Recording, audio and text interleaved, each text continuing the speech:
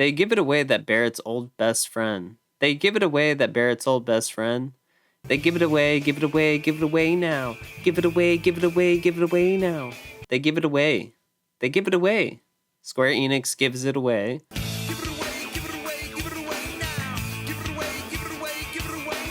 Give it away.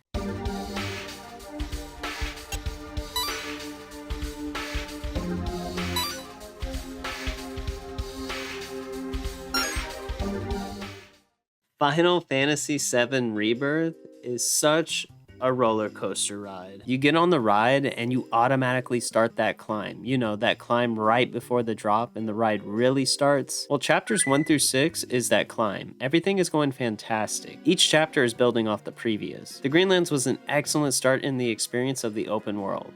I think you meant the grasslands, dude.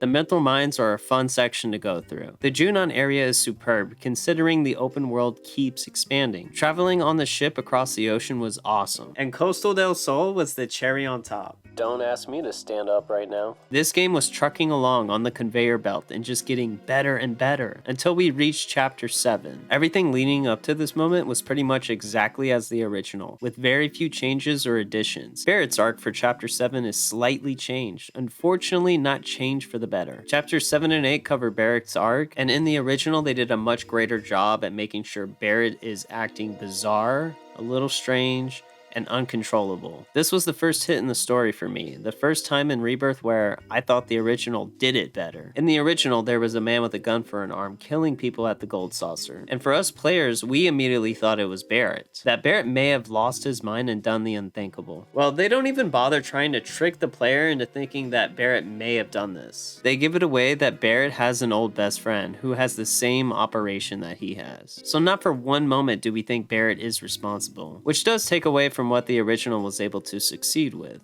The OG's the best. Also, the desert prison in the original felt much more like a prison. The prison here in Rebirth is almost like a party half the time, and I did not know that prisoners had so much dignity around ladies like Esther, for example. Anyways, this is the part in the game where the ride started to dip for me, but once we received that red buggy, the roller coaster ride started to pick back up. I just wish we got to explore more regions with the red buggy. So the roller coaster ride has picked back up, and it continues to run smoothly once we reach Gungaga. Yes, Gungaga. And this was such a pleasant surprise seeing how they expanded on this region. The town is one of my favorites in the game, and this music here is incredible. I love listening to it, and it provides such a great vibe. Now, while I loved Gungaga, I did not care for what they did with the story, as the Whisperers returned. No, not these guys again. I was ready to move past all this, but they decided to convolute the story here. Everything leading up to Gungaga was fine, even Barrett's arc. Although Barrett's backstory did not affect me like the original, I was still fine with how it all happened. What a jerk.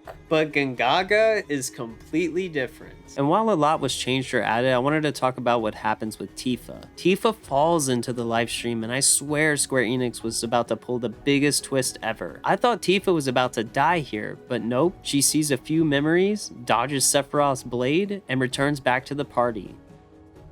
What? The problem I have is it feels like the things that are happening don't really matter. Tifa can just fall into the live stream and walk it off like it was nothing. Okay, I guess. But what was the point of seeing the memories? It hardly even comes up again, and now there's two types of Whisperers, and Sephiroth is controlling one of them. None of these things are ever really explained in depth that makes sense. This is when the roller coaster ride starts to get very bumpy, because once we leave Gungaga, we reach Nanaki's hometown, Cosmo Canyon. Cosmo Canyon, another one of my favorite parts in the original, and for Rebirth to live up to my expectations, it was going to take a lot. Sadly, this part does fall quite short of what I was hoping for. And Nanaki's real voice sort of kills me. I don't understand why his real voice has to lose all sense of wisdom. I don't know how he can pretend to sound so wise, but then sound so naive. I don't get it. And I do wish we got the campfire scene where Cloud sits down with each party member to discuss their thoughts.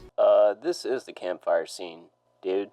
That has literally got to be the dumbest thing I have ever heard. But my biggest issue is the Gi tribe. What is this? Why is this here? What is the point? This was such a rough part for me as it was dragged on since we switched to Zack for a few minutes. The roller coaster ride keeps getting abnormally bumpy here and I'm just not digging this. The Cosmo Canyon area was fun to explore, but the story section nearly kills me when I think about it. And Bugenhagen just did not live up to what I was hoping for. Nibelheim was a nice change of pace as I did not know what to expect. Luckily, this part, I believe to be chapter 11, is interesting and fun to explore the area. I enjoyed this chapter, and while I don't recall anything specifically standing out, the overall experience was positive. I guess the highlights would be Vincent and getting the Chocobo and using that ability was a ton of fun. Now, one of the hardest battles in the game was the section with Kate Sith. No fun there, I did not enjoy that. But after such a bumpy ride, things do pick up and become much more enjoyable here. That takes us to one of the best chapters, probably since it includes the date sequence,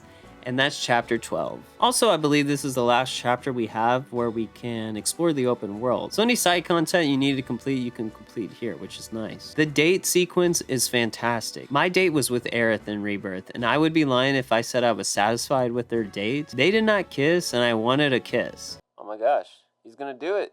He's gonna do... Aw. Tifa and Cloud kiss, but not my favorite couple, Aerith and Cloud. What a shame. You missed your chance, Cloud. You missed your chance. You blew it! So we've been on this crazy roller coaster that has been both exhilarating and bumpy at the same time. We are in the home stretch, aka the Temple of Ancients, and boy, this just does not hit the same feeling that the original gave. Not saying it's bad by any means, but I feel like more creative ideas could have been thought out on how we traverse the area. It's more or less just simple puzzles and a few boss battles. We do get a chance to see everyone's deepest pain and regrets, which was one nice little touch, but only Barrett, Aerith, and Nanaki's really made me feel anything. We get to the end and Sephiroth takes the black materia as expected. Cloud passes out apparently, and Aerith has ran off to pray at the Forgotten Capital. This was one of the worst parts in the game. We completely skipped Bone Village, searching for the Lunar Harp, and the Forgotten Forest. Hell, we skipped all the way to the Forgotten Capital. Oh, there you are, Vincent. This was a roller coaster ride going off the rails for me, hanging on by a wheel. Then that ending. Oh, that ending was one of those endings I just could not get behind. I was not a fan of the trickery or the multiverse ending. It was painful seeing her live, die, live, die, live, die. I don't care if she's alive in another world. She died in the world we've been playing through. This caused the roller coaster to come to a slow stop, barely limping to the end of the ride so we can hop on out. It was a ride that I'll always remember started out perfect, but then lost control. This game could not decide on what it wanted and tried to do everything. The problem with trying to do everything is nothing gets done perfectly. I wish they went in a different direction and had some conviction with the decisions they made. My final score for the game is an 8.5 out of 10, and that's a pretty damn strong score. My heart has healed since playing it initially, so I actually give it a 9 out of 10. Still though, if they had stuck the ending, this is a 9.5 out of 10 easy. Well, I am getting off this ride for at least a year, as I hear no DLC for Rebirth. I guess I hope that means that part 3 is the main focus because they got a lot of questions needing to be answered. If part 3 does not resolve some of this confusion, then it's a shame they decided to wreck the greatest story ever told. That's all for now. I am moving on to other games like Persona 3 Reloaded. We will revisit Final Fantasy VII at a later time, but it's time for me to move on to other videos that I've been trying to complete for months now. Thank you so much for watching, and I'll see you in the next video. Peace.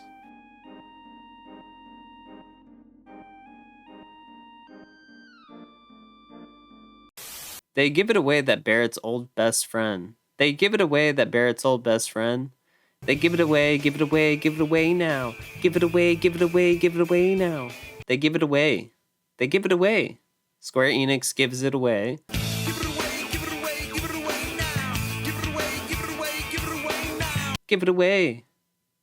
They give it away. I can't do it. Oh my gosh. Okay. They give it away that They give it away that Baron and his old best friend.